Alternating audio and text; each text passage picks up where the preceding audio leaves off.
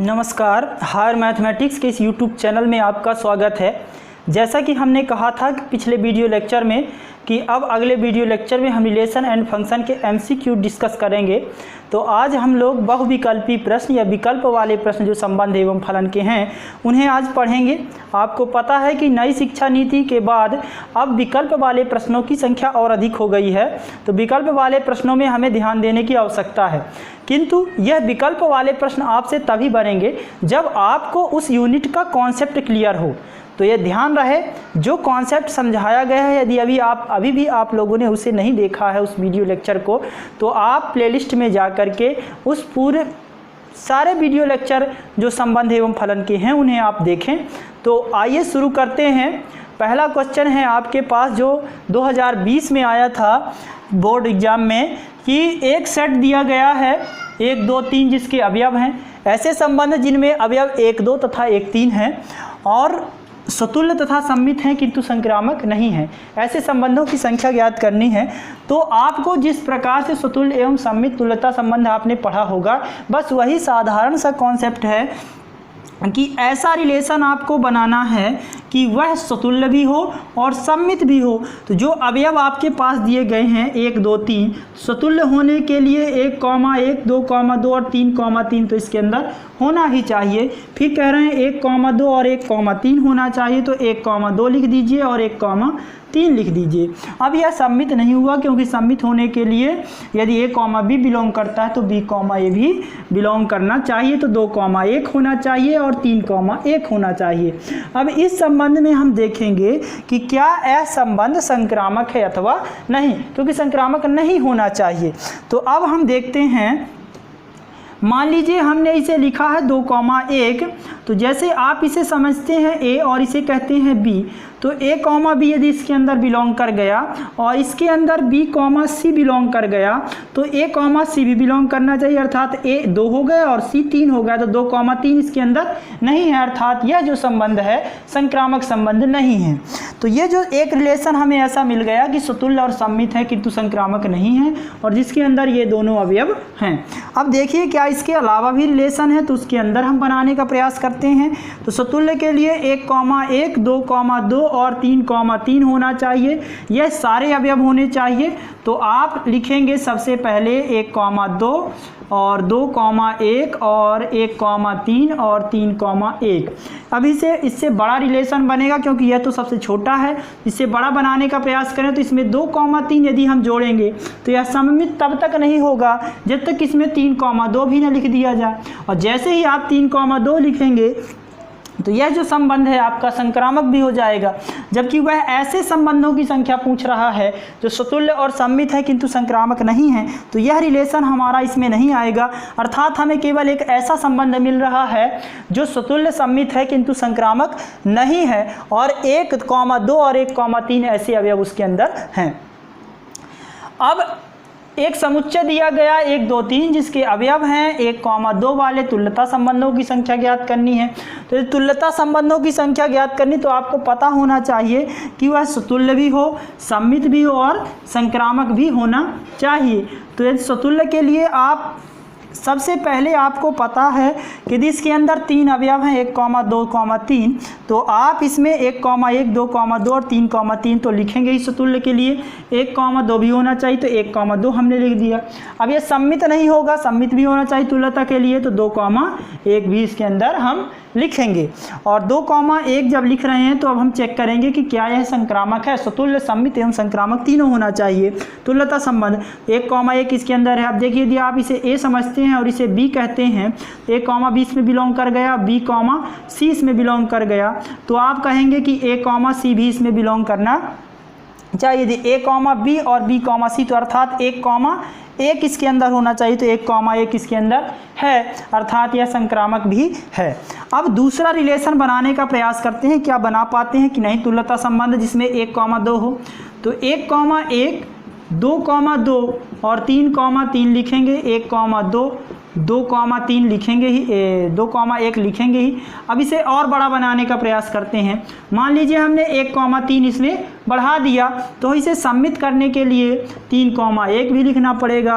अब 3,1 तो हमने लिख दिया, और इस संबंध को हम देख सकते हैं कि यह संक्रामक नहीं है, क्योंकि 2,1 इसके अंदर है और 1,3 इसके अंदर है, तो 2,3 भी होना चाहिए, तब वह संबंध संक्रामक होगा। तो संक्रामक होने के लिए हमने 2,3 लिखा। अब 2,3 लिखने से समस्या ये आ गई कि 3,2 भी होना चाहिए, नहीं तो यह सम्मित नहीं होगा। तो फिर हमें 3,2 भी लिखना पड़ेगा, और जैसे ही हम 3,2 लिखते हैं तो यह सार्वत्रिक रिलेशन आ जाता है, अर्थात सबसे बड़ा संबंध आ जाता है। लेकिन यह तुल्यता संबंध है, तो ये दोनों संबंध हमें मिलते हैं और इससे बड़ा संबंध अब नहीं बनाया जा सकता। तो ये दो तुल्यता संबंधों की संख्या कितनी मिल गई हमें? 2 मिल गई। आइए अगला क्वेश्चन देखते हैं।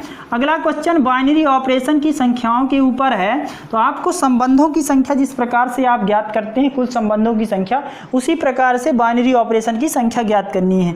समुच्चय 1,2 दिया गया है, तो यदि 1,2 समुच्चय दिया गया है, यदि आप इसका क्रॉस मल्टीप्लाई कराएं तो इसमें कितने अवयव आ जाएंगे? 4 संख्याएं हो, मतलब 4 एलिमेंट आएंगे, और 4 एलिमेंट आएंगे तो 2 की पावर n कर दीजिए, 2 की घात 4 इक्वल टू 16 बाइनरी ऑपरेशन या द्विआधारी संक्रियाओं की संख्या कुल कितनी हो जाएगी? 16। अगला क्वेश्चन है अनुचित या तुच्छ संबंधों की संख्या। तो कुछ ऑब्जेक्टिव आपको याद करने पड़ेंगे, और यह ऑब्जेक्टिव याद करने वाला है कि तुच्छ जो संबंधों की संख्या होती है 2। हम बता देते हैं कौन कौन से तुच्छ संबंध होते हैं, अनुचित संबंध होते हैं। एक संबंध होता है रिक्त संबंध, और दूसरा संबंध होता है सार्वत्रिक संबंध। तो 2 संबंध होते हैं, इनको ट्रिवियल रिलेशन या अनुचित संबंध कहते हैं, इम्प्रॉपर रिलेशन। तो ये अब इसे आप नोट कर लीजिए, इसके बाद आगे के कुछ क्वेश्चनों को देखते हैं। आइए कुछ और क्वेश्चंस को लेते हैं। एक क्वेश्चन है 1 2 3, एक सेट दिया गया है, अधिकतम तुल्यता संबंधों की संख्या ज्ञात करनी है। तो यह क्वेश्चन 2018 में आया है। आप अधिकतम तुल्यता संबंधों की संख्या ज्ञात कर रहे हैं, तो सबसे पहले रिलेशन बनाएंगे। तुल्यता संबंध किसे कहते हैं? स्वतुल्य भी होना चाहिए, सम्मित भी होना चाहिए और संक्रामक भी होना चाहिए। अर्थात स्वतुल्य होने के लिए 1,1, 2,2 और 3,3 तो होना ही चाहिए। इसके बाद सममित भी हो। तो आप सबसे छोटा तुल्यता संबंध होता है आइडेंटिटी रिलेशन, यह तत्समक संबंध है, यह एक तुल्यता संबंध है। दूसरा तुल्यता संबंध यदि हम बनाएं इस सेट में तो 1,1, 2,2, 3,3। यदि हम इसमें 1,2 लिखें, एक एलिमेंट बढ़ाएं, तो 2,1 भी लिखना पड़ेगा, तब यह सम्मित होगा।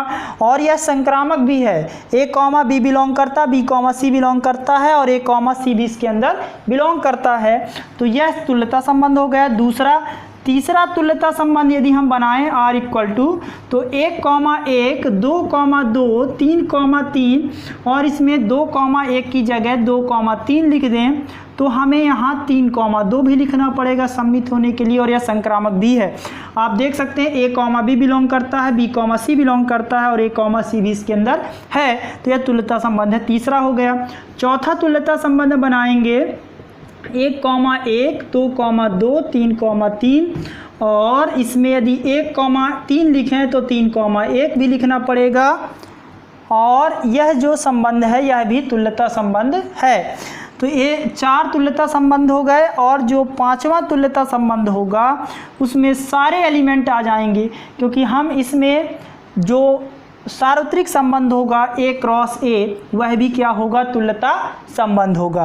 तो ये 5 सबसे अधिकतम तुल्यता संबंधों की संख्या होगी। यदि आप चाहते हैं काउंटिंग सीखना चाहते हैं कि तुल्य संबंध कितने बनते हैं, उनकी संख्या किस प्रकार से ज्ञात करते हैं, काउंटिंग का एक सूत्र होता है। अभी तो फिलहाल आप इसे याद कर लीजिए, याद नहीं कर सकते तो इस प्रकार निकाल लेंगे, कितना समय लगेगा।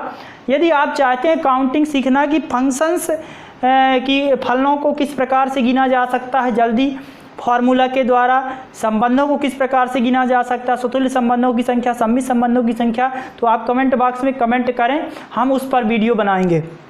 अगला क्वेश्चन देखते हैं। अगला क्वेश्चन है यदि f of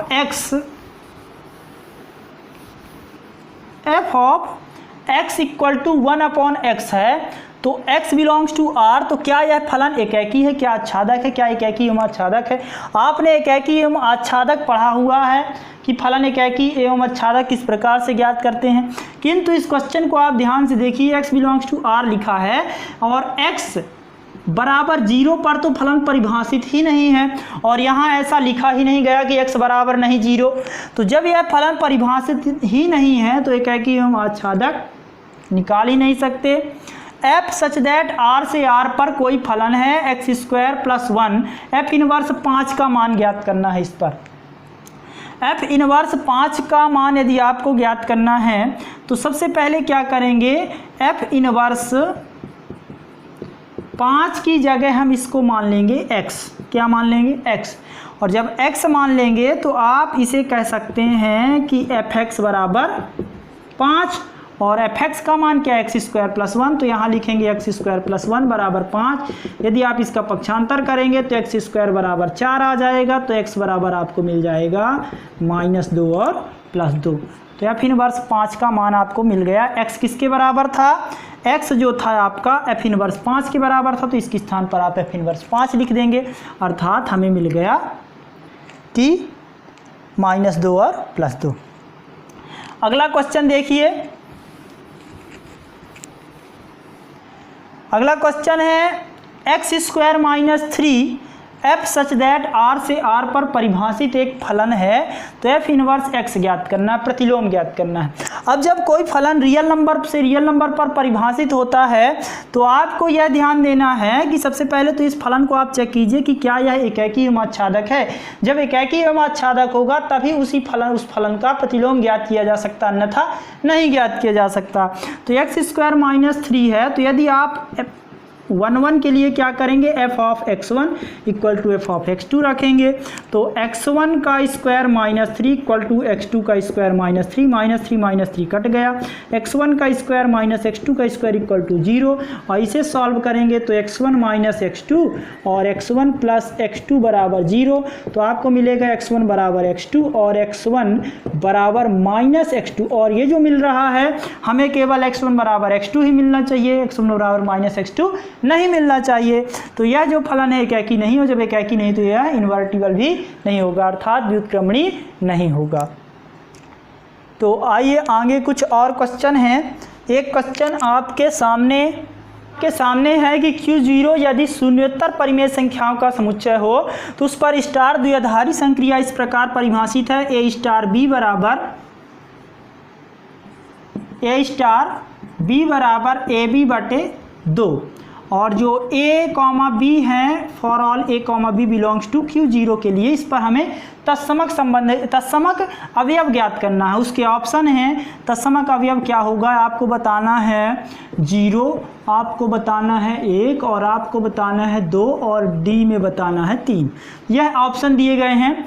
a star b बराबर ab बटे 2, तत्समक अवयव कैसे ज्ञात करते, तत्समक अवयव की परिभाषा क्या है, तो आपको पता है कि a स्टार e जो है a के बराबर होना चाहिए, और e स्टार a का मान भी a के बराबर ही होना चाहिए।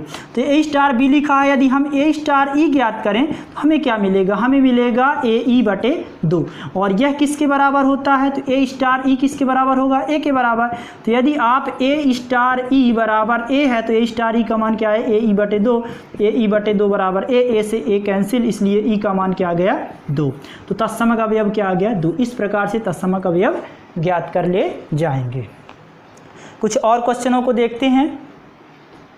नेक्स्ट क्वेश्चन है, फलनों का संयोजन साहचर्य होता है, आपको याद रखना है। क्रम विनिमय भी ऑप्शन में दिया जा सकता है और 1-2 दिए जा सकते हैं, तो आपको याद रखना है कि केवल साहचर्य होता है।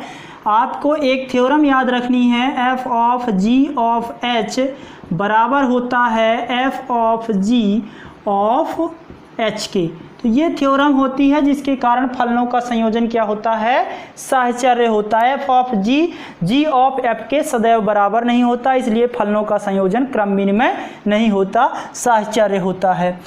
नेक्स्ट क्वेश्चन है, एक सेट दिया गया है, इसमें ऐसे संबंधों की संख्या ज्ञात करनी जिसमें 1 2 हो, 2 3 हो, स्वतुल्य और संक्रामक हो किंतु इस बार सममित ना हो, ऐसे संबंधों की संख्या ज्ञात करनी है। इस टाइप का एक क्वेश्चन जरूर बोर्ड में आता है। और याद रखिए यह जो विकल्प प्रश्न है, ऑब्जेक्टिव क्वेश्चन है, ना केवल 12वीं वालों के लिए उपयोगी है बल्कि यदि आप एनडीए की तैयारी कर रहे हैं तो आप समझ सकते हैं कि इस प्रकार के जो क्वेश्चन है एनडीए में भी पूछे जा रहे हैं। तो आप देखेंगे कि 1,2 और 2,3 को लेकर के ऐसा रिलेशन हम बनाएंगे जो स्वतुल्य हो, तो 1,1 हो, 2,2 हो और 3,3 इसके अंदर हो, और 1,2 हो और 2,3। अब आपको देखना है कि क्या यह स्वतुल्य है, तो हाँ स्वतुल्य तो है, तुल्य के लिए लिखना पड़ेगा तो हमने लिख लिया। सममित के लिए क्या है, सममित नहीं होना चाहिए, संक्रामक होना चाहिए, किंतु A,B इसमें बिलोंग कर रहा है और B,C इसमें बिलोंग कर रहा है, तो A,C भी करना चाहिए, अर्थात 1,3 भी बिलोंग करना चाहिए। तो स्वतुल्य हो गया, संक्रामक हो गया, किंतु सममित नहीं हुआ क्योंकि 1,2 है और 2,1 इसमें अभी नहीं है। तो एक रिलेशन हमने बना लिया। दूसरा रिलेशन इसी प्रकार बनाएं कि सममित ना हो किंतु स्वतुल्य और संक्रामक हो। तो आप लिखेंगे, ये चीज़ आप लिख देंगे फिर से यहाँ, और इसके बाद आप लिखेंगे 1,2 और 2,1 इस बार इंक्लूड कर दीजिए, और 2,3 और 1,3। अब देखिए अभी भी असममित नहीं है किंतु संक्रामक है। क्यों? क्योंकि अभी 2,3 है इसके अंदर, लेकिन 3,2 इसके अंदर नहीं है। अब आप तीसरा रिलेशन बनाएंगे R इक्वल टू, और ये चीज़ आप लिखेंगे 1,1 2,2 3,3 यहाँ भी लिखेंगे, 1,2 और 2,1 और इस बार 2,3 है तो 2,3 और 3,2 भी इंक्लूड कर दीजिए, 1,3, किंतु 3,1 ना लिखिए। अब आप देख सकते हैं कि अभी भी यह रिलेशन संक्रामक है और स्वतुल्य है किंतु सममित नहीं है, इसलिए ये 3 रिलेशन हमें मिलते हैं। यदि हम 3,1 इसमें अब आगे लिखने जाएंगे, बनाने जाएंगे रिलेशन, तो 3,1 लिख देंगे, और जैसे ही 3,1 लिखेंगे तो यह संबंध संक्रामक भी हो जाएगा। और हमें ऐसे संबंध बताना है कि सममित हो जाएगा, और सममित नहीं होना चाहिए, इसलिए हम 3,1 नहीं लिख सकते। तो केवल 3 है, ऐसे संबंधों की संख्या 3 है। अगला क्वेश्चन है R1 और R2 यदि तुल्यता संबंध है तो R1 इंटरसेक्शन R2 जो होगा वह निश्चित ही तुल्यता संबंध होगा, किंतु R1 यूनियन R2 यदि आपसे पूछता है तो R1 यूनियन R2 हो सकता है तुल्यता संबंध किंतु आवश्यक नहीं है, किंतु R1 इंटरसेक्शन R2 आवश्यक है कि वह तुल्यता संबंध होगा। G of F inverse equal to F inverse of G inverse होता है। यह एक थ्योरम है, यह क्वेश्चन ऑब्जेक्टिव क्वेश्चन में पूछा जाता है। इसके बाद एक लास्ट क्वेश्चन आपका बचा हुआ है, और वह है F such that R inverse F such that R से R में कोई फंक्शन डिफाइन है, fx equal to 3 - x cube की होल पावर 1/3, और आपको ज्ञात करना है f ऑफ fx। तो आप क्या करेंगे, सबसे पहले आप f ऑफ fx को जानते हैं कि ऐसे लिखते हैं, और fx के स्थान पर इस वैल्यू को रख देंगे, तो आपको मिल जाएगा 3 - x स्क्वायर x क्यूब की पावर 1/3। जहाँ जहाँ x है fx में, उस x के स्थान पर 3 - x क्यूब की पावर 1/3 लिख दीजिए। तो जैसे ही आप लिखेंगे तो 3 आ जाएगा, माइनस x के स्थान पर इस पूरी वैल्यू को रखेंगे तो 3 - x क्यूब की पावर 1/3, किंतु इसमें होल पावर क्यूब है इसलिए हम यहाँ क्या कर देंगे 3/3, और इस पूरे की पावर 1/3 है तो ये 3 से 3 कैंसिल आउट, ये 3 से ये 3 भी कैंसिल आउट हो जाएगा, और इसके बाद आपको मिलेगा माइनस माइनस प्लस x का क्यूब और उसकी पावर 1/3। तो जब आप घन मूल लेंगे तो आपको मिल जाएगा x, तो इसका आंसर x आ जाएगा। इसमें कई ऑप्शन हो सकते हैं, x स्क्वायर हो सकता है, x क्यूब हो सकता है, x हो सकता है, बहुत सारे ऑप्शन दिए जा सकते हैं, किंतु इसका आंसर क्या आएगा, x आएगा। आप सॉल्व कर लेंगे। तो हमें आशा है कि आज का वीडियो लेक्चर आपको ज़रूर पसंद आया होगा। इन सारे ऑब्जेक्टिव क्वेश्चन को आप यदि सॉल्व कर लेते हैं तो रिलेशन एंड फंक्शन जो आपका टॉपिक है, चैप्टर है, उससे कोई भी ऐसा विकल्प नहीं आएगा एग्जाम में जो आपसे ना बने। धन्यवाद।